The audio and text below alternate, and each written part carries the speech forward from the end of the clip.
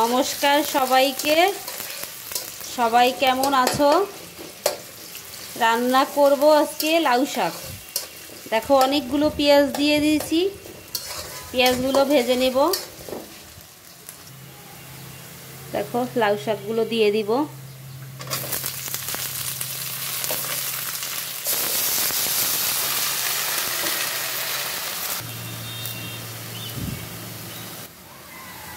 কাঁচামরিচ দিলাম, দিয়ে দিব একটু হলুদ, বেশি দিব না।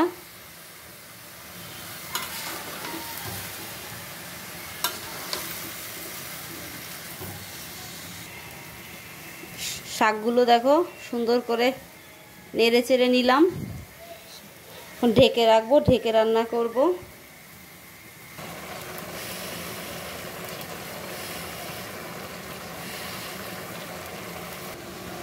দেখো লাউ শাক রান্নাটা কমপ্লিট।